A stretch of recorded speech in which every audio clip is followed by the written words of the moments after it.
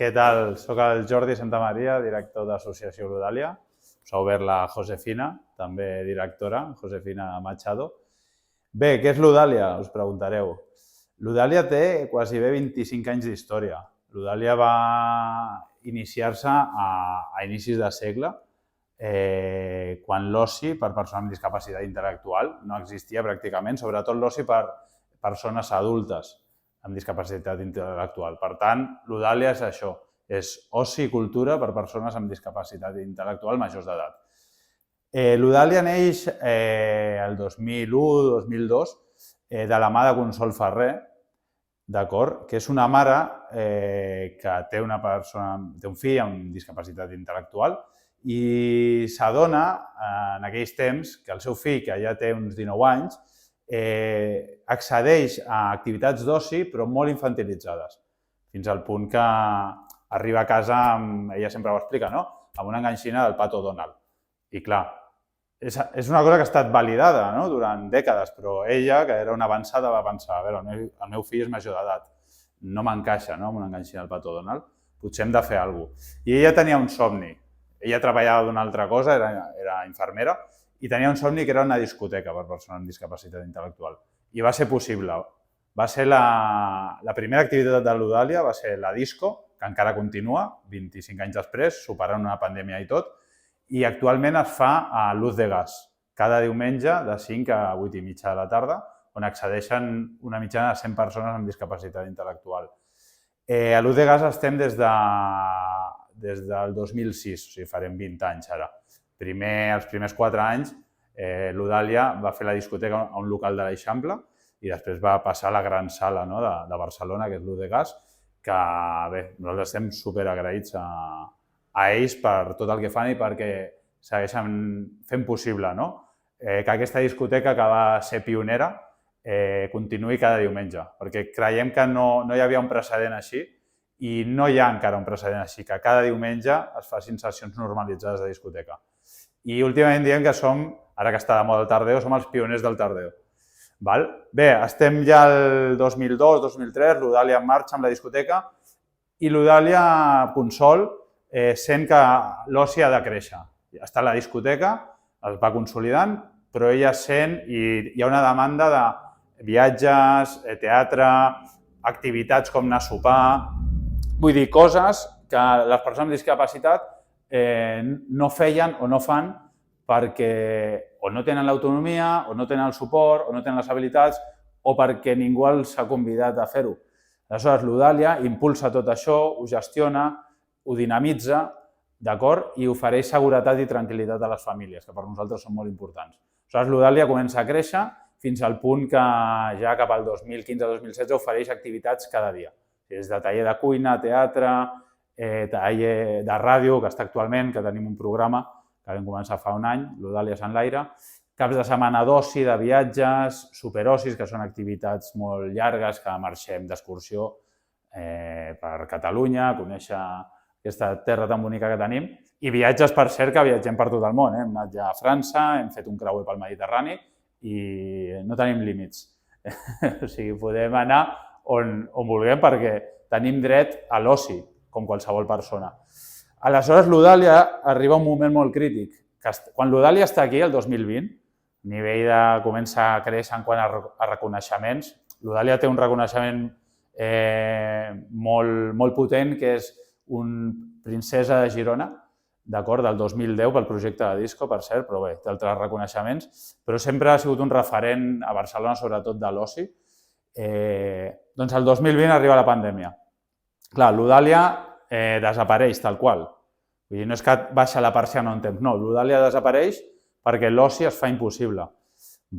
I clar, vull dir, al final, moltes famílies, molts joves amb discapacitat es queden sense una opció i moltes altres, perquè hi ha moltes entitats amigues també, i al barri, que donen servei d'oci, però també van començar a donar menys perquè estàvem en un moment crític. Això sí que ens va servir per fer una reflexió a tothom.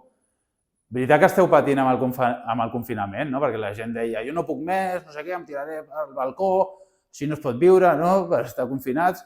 I nosaltres dèiem, doncs això que sents tu ara, durant 3 mesos, hi ha gent que porta anys sentint-ho. són les persones amb discapacitat i diem que han viscut un confinament etern. Fins que entitats com la nostra i d'altres els han dit «Ei, tu tens dret a l'oci, nosaltres t'ajudem, nosaltres et posem a disposició activitats, monitors, oci de qualitat, per cert, que no he comentat. Què vol dir oci de qualitat? Vol dir que jo, que no sé fer un ou fregit, no faig el taller de cuina, el fa un cuiner, d'acord? Amb el suport de monitors. I una altra cosa important, intentem fer tot dins de la comunitat. És a dir, el taller de cuina el fem aquí a les cuines del Mercat de la Llibertat, aquí a Gràcia. L'obra de teatre, els 2 últims anys l'hem fet al centre de Gràcia. O sigui, ho fem a dins de la comunitat, on jo mateix faria una activitat. Vull dir, això és normalitzar. Nosaltres creiem en la normalització. Que algun dia s'arriba a la inclusió, bé, ja parlarem. Primer hem de normalitzar, d'una banda i l'altra, anar trobant-nos dins la comunitat, anar fent coses i bé, nosaltres notem una millora tant de les persones amb discapacitat com sense discapacitat a l'hora de trobar-se dins dels entorns. És tot molt més agradable i natural. Creiem que l'oci ha fet molt en aquest sentit. L'oci és com, sempre diem, la part dolça de la discapacitat, en el nostre cas, és potser menys valorada, però creiem que és vital. Hi ha estudis que diuen que l'oci augmenta la qualitat de vida i això porta a una major quantitat de vida, a la longevitat, que avui dia està en boca de tothom. Aleshores, nosaltres som això, som oci, som diversió, som alegria, som passar-ho bé, som anar a sopar, som anar de concert, de karaoke, a la disco, fer viatges, riure sobretot i si podem aprendre alguna cosa, aprenem.